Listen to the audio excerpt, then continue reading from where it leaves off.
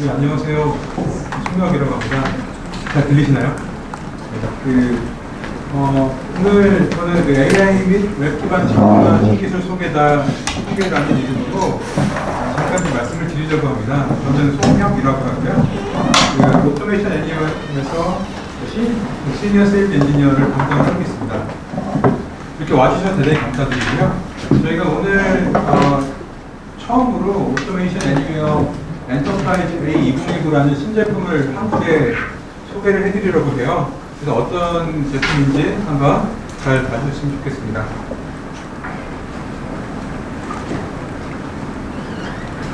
저희 오토메이션 애니어는 2020년까지 300만 명의 직원을 가진 가장 큰 고용주, 전 세계에서 가장 큰 인력 파견 업체가 되겠다라는 큰 꿈을 가지고 있습니다. 현재 봇 디플로이 수가 한 1.5 밀리언이니까 한 150만 정도 봇이 디플로이가 되어 있는 것 같아요. 내년까지 한 2배는 해야 되는 것 같습니다. 그리고 이제 오토메이션 애니어는 최신 디지털 경제에서 속도, 확장성, 보안이 보장된 디지털 워크포스라는 제공하는 가장 큰 사업자가 된다고 했는데요. 디지털 워크포스에 제가 노란색으로 이렇게 살짝 그려놨거든요. 도대체 왜 그런가 좀 말씀을 좀 드릴 거예요. 도대체 디지털 워크포스라는 게 무엇인가? 아마 예전에 오토메이션 애니웨어 행사라든지 고객사 저희가 방문해서라든지 한번 경험이 있으시면 아마 잠깐 보셨을 수도 있으셨을 것 같아요. 사람이 어떤 회사에서 어떤 업무를 하고 있는지 어떤 행동을 하고 있는지 한번 살펴보면은 일반적으로 업무를 하시죠. 액트라고 해서 일반적으로 업무를 하시고요. 그리고 반복적인 업무도 하시지만 예를 들어 내가 판단이 필요한 업무 하시겠죠. 생각을 하시겠죠. 생각을 하시고 거기에 따라서 예를 들어 데이터 기반의 애널리틱 데이터를 보고 또 분석을 하시겠죠. 그리고 예를 들어 남는 시간에는 커피 한잔 할 수도 있어요.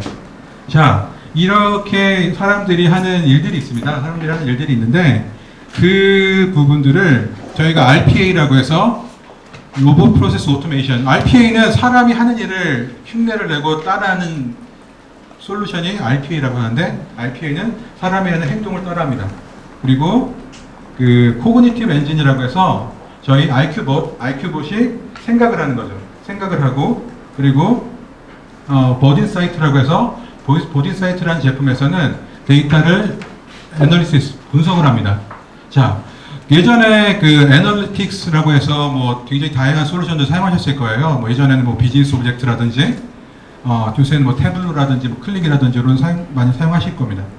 근데 저희 오토메이션 애니어 엔터프라이즈 제품에는 애널리틱스 제품이 포함되어 있어요. 그래서 보통 일반적으로 내 솔루션이 어떻게 작동하느냐에 따라서 오퍼레이션 모니터링을 하시잖아요. 뿐만이 아니고 비즈니스 애널리틱 기능까지 포함되어 있습니다. 그래서 저희가 RPA 그리고 생각하는 코그니티브 엔진, IQ봇 그리고 저희 애널리틱스 세 가지를 합쳐서 이렇게 저희가 디지털 워크포스라고 합니다. 이렇게 이 세 가지 합쳐서 디지털 워크포스라는 저희가 정의를 하고 있어요. 그래서 세 가지 기능을 하고 있다. 이렇게 말씀을 드릴 수가 있는 거죠. 이제 안타깝게보다도 저희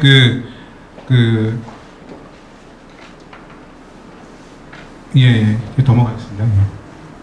자, 그러면은 디지털 워크포스가 도대체 무엇이냐? 그래서 지금 보시면은 기술 확장의 진화에 대한 차트를 좀 보고 계세요. 어떻게 기술이 확장되고 있는지 좀 보고 계시는데 지금 초창기에 보시면은 마이크로소프트 제품이라든지 SAP의 ERP 제품이라든지 지금 조금만 잘 안 보이지만 이렇게 좀 보여드릴까요? 클릭, 태블로라든지 여기 보면 DB라든지 소셜 솔루션들이라든지 제일 위에 보면 클라우드 솔루션들이 많이 보이죠. 이런 식으로 대단히 여러 가지 솔루션들이 계속해서 진화되고 확장되고 있는데 이제 문제가 뭐냐면은 이 중에 한 20% 정도만 현재 지금 자동화가 되어 있습니다. 이 솔루션들이 무슨 얘기를 하냐면 우리 솔루션들은 API를 제공해서 다른 솔루션들과 연동할 수 있다. 이런 얘기들을 많이 하세요. 그렇게 항상 얘기하시죠. 그렇게 항상 얘기하시는데 실제로 한번 경험해 보신 걸로 한번 보시면은 예를 들어 SAP ERP라든지 오라클의 NetSuite에서 데이터를 다운로드 받아서 그리고 내가 갖고 있는 엑셀 자료들이 있겠죠. 내가 갖고 있는 엑셀 자료를 또 업데이트해서 다른 시스템에 업로드 하시는 이런 업무들이 굉장히 많습니다. 그리고 이 중에 계산하거나 다시 한번 뭐 피봇을 사용해서 뭐 데이터를 작업한다든지 이런 일이 굉장히 많아요. 아직까지도 너무나 많은 일들이 그리고 아직까지 오토메이션이 되지 않은 게 한 80% 정도 됐다라고 저희가 판단을 하고 있습니다. 그런데 그 80%가 되는 일들을 아직까지는 사람들이 하고 있는 거죠. 아직까지는 사람들이 하고 있습니다.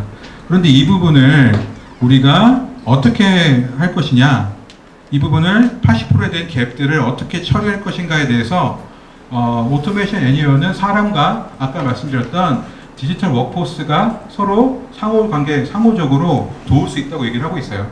사실 이 장표 원래 제목이 그 Augmented Human Workforce였거든요. Augmented라고 해서 증강을 얘기하잖아요. 증강을 얘기하는데 사람의 기술을, 사람의 능력을 증강시키는 디지털 워크포스라는 제목을 갖고 있었던 장표였습니다. 근데 제가 이제 이렇게 이상한 단어라든지 어려운 단어를 사실 제가 쓰고 싶지 않아서 간단하게 바꿔왔는데요. 저희가 이제 말씀드릴 수 있는 부분은 디지털 워크포스가 사람과 같이 상호작용을 해서 내가 굉장히 집중할 수 있고 사람이 진짜 해야 될 일을 창의적인 일을 할 수 있게 도울 수 있다라고 저희가 생각을 하고 있는 거죠. 이제 회사 얘기 잠깐 드릴 거예요. 회사 얘기 잠깐 드릴 건데요. 오토메이션 애니웨어는 현재 90개국 이상에서 지금 한 1,750명 정도 직원이 있고요. 그리고 3,000 넘는 고객분들께 저희 솔루션을 계속 개선하고 제공해드리고 있는 회사다. 이렇게 말씀을 드릴 수 있을 것 같아요. 그러면은 이제 업무 프로세스 자동화 기술의 이제 트렌드를 잠깐 좀 말씀을 드릴 건데요. 자, 지금 보시면 이런 장표들을 많이 보셨을 거예요. 예전에 많이 보셨을 건데요. 인더스트리 4.0이라는 얘기 자꾸 하죠. 뭐 지겹기도 하고 누군가는 4차 산업혁명이라도 하고, 예를 들어 제가 예전 SAP 코리아의 직원이었는데 그때는 인더스트리 4.0 얘기를 거의 매일 하고 다녔어요.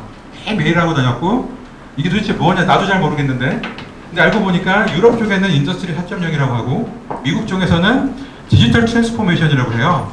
어디가 무슨 말인지도 모르겠고 맨날 이런 얘기를 하고 있는 거죠. 그런데 사실 저는 거기서 어떤 것을 좀 봤냐면은 예전에 3차 산업혁명 시절에 무슨 일이 있었나요? 굉장히 많은 부분들이 부의 축적에 굉장히 집중이 되어 있었습니다. 그래서 어떤 일이 생겼나요? 빈부격차가 굉장히 늘어났죠. 그리고 사람들이 하는 일이 굉장히 많아졌어요. 사람들이 계속 일을 해야 되고 계속 무언가를 생산성을 높여야 되고 무슨 일을 계속 해야 됩니다. 자, 그러고 나니 무슨 일이 계속 생겼나요? 부의 빈부격차뿐만 아니고 환경적인 오염도 굉장히 많이 생겼어요.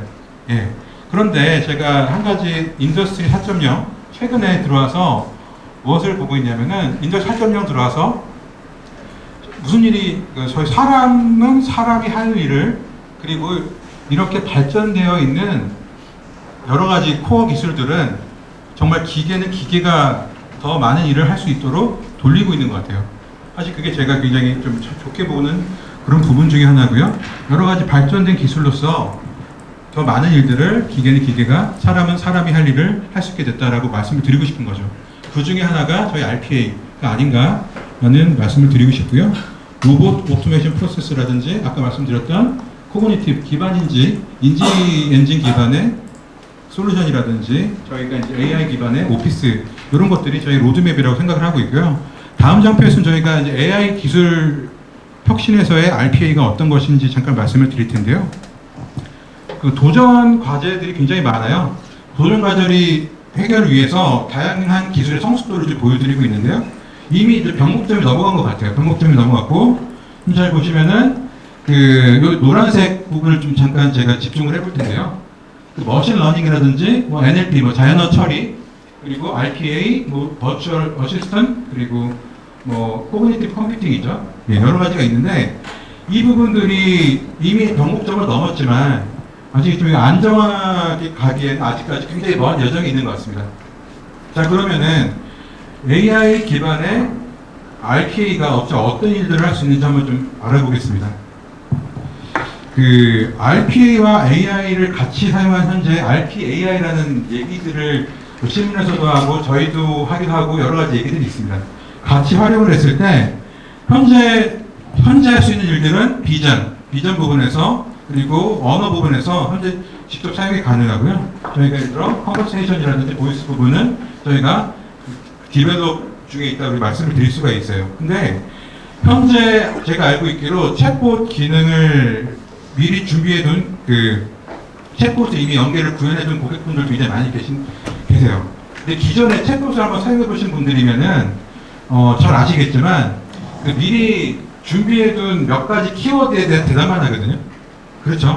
네, 미리 준비해둔 몇 가지 키워드에 대해서 그것만 대답을 하는 게 아직까지의 챗봇 기능 같아요. 네, 그런데 지금 그 RPA를 사용하시면은 내부 예를 들어 챗봇에 고객이 뭘 물어봤을 때 그 RPA가 서치를 할 수가 있어요. 내가 무슨 기능을 했을 때 그 기능을 내용을 서치 기능을 트리거링을 하고요, RPA로. 그리고 예를 들어 시간이 걸리는 부분은 이메일을 통해서 뭐 예를 들어 보험업계에서는 보험 계약권을 송부를 드린다든지 뭐 헬스케어 부분에서는 처방 관련 자료를 나중에 이메일로 보낸다든지 예전 같은 경우는 상담원한테 요청하고 상담원이 직접 아니면 내부에 다른 서포트 부서에 지원 부서 연결해서 데이터를 뽑아내고 담당자들한테 보냈었어요.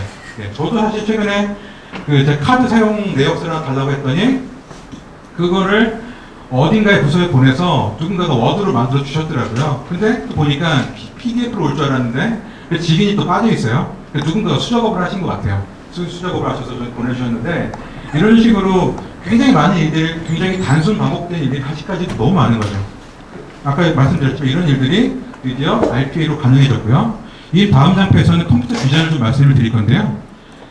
지금 화면에서는 구글 컴퓨터 비전이 어떻게 문제를 해결하고 있다라는 그런 화면들을 보고 계십니다. 그런데 저희는 그 구글뿐만이 아니고 마이크로소프트 애저 그리고 애저 컴퓨터 비전 그리고 뭐 스탠포드의 NLP 그 자연어 처리 이런 거 같이 여러 가지 테크 기업들하고 같이 협력을 하고 있어요. 협력을 하고 지금 잘 보시면은 그 다큐먼트 언더스탠딩이 있죠. 문서를 어떻게 인식하는지 이해하는지 그리고 맨 밑에 보시면은 데미지 어세스먼트 부분이 있습니다. 사고 처리를 했을 때 어떤 식으로 보험 수가가 나올 건지 아니면은 이 사고 데미지에서 어떤 부분에 비용이 발생할 건지에 대해서 비전을 통해 처리를 하고 있는 부분이 굉장히 많은데요. 제가 이 부분 그 데미지 어세스먼트 부분은 이따가 이제 데모 시간에 잠깐 보여드릴 거예요. 어떻게 하고 있는지 보여드릴 거고요. 그러면 이제 고객 RPA하고 고객분들께서 도입을 하셨을 때 어떤 전이가 있는지 어떤 여행을 저희랑 같이 할 수 있는지 잠깐 한번 보겠습니다. RPA를 도입했을 때 시작 단계에서는 굉장히 복잡한 시스템들을 인티그레이션 해야 되고 여러 기술을 사용해야 되고 하지만 단순해야 된다라는 얘기를 계속 하고 계세요. 아시겠지만 그 프로세스 수행할 때 하나의 보수를 만들 때 첫 번째 프로세스 정의를 하셔야 되겠고요. 그리고 각 시스템의 액세스 권한 뭐 신청 뭐 받아야 되겠죠. 그리고 개발하고 뭐 검토한 여러 가지 단계가 있고요.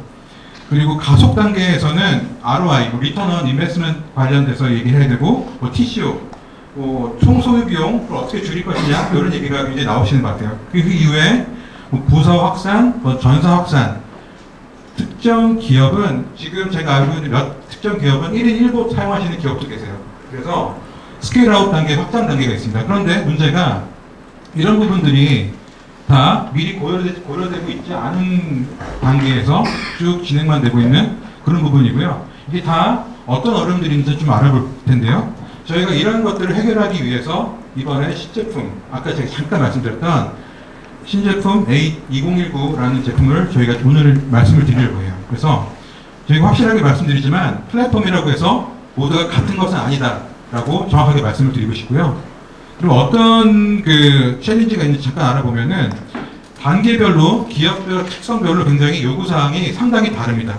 그리고 기업 프로세스를 다루기 때문에 정확하고 안정적인 오퍼레이션이 필요한 거죠. 자, 두 번째 가속 단계에서 역시 마찬가지고요. 세 번째 아까 제가 잠깐 빠뜨렸는데 엔터프라이즈 규모를 고려하지 않은 설계 굉장히 또 이게 문제예요. 내가 예를 들어 1명, 10명 정도의 부서 단위에서 사용하려고 했다가 우리 부서 이상으로 우리가 전체 전사 확산으로 할 때 굉장히 많은 말씀을 들을 수 있어요. 내가 이 솔루션을 내 혼자 사용하는 게 아니겠죠. 굉장히 많은 사람들이 사용해야 되고 당연하겠지만 HA, High Availability 그리고 DR, Disaster Recovery 이런 것들이 당연히 고려가 돼야 돼요. 예. 뿐만이 아니고 예, 굉장히 다양해 많은 일을 해야 되지만 심플해야 된다는 얘기를 다시 또 합니다. 그리고 나서 예, 이런 일들이 다 고려가 돼야 되는데 그런 규모 지금 한 부서가 아니고 우리가 전체적인 운영을 할 때 어떤 것들이 필요한 것인가에 대한 이해를 하지 않은 상태에서 진행하시는 경우가 있으세요.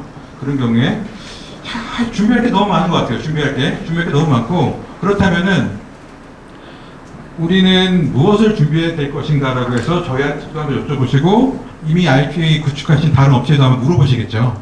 그리고 아마 저 다음 시간에 저희 그 회사의 이성용 총무님께서 또 많은 말씀 주실 거예요. 이런 일들이 있다. 그리고 이 다음 시간에 저희 그 삼양사에서 사례 발표를 하실 텐데요. 아마 굉장히 많은 내용들 아마 보실 텐데 이런 어려움들이 있는 것 같아요. IT 부서의 부담이 될까? 그리고 누구를 교육시켜야 되나요? 어떤 조직이 서포트를 해야 되나요? 무슨 준비를 해야 되나요?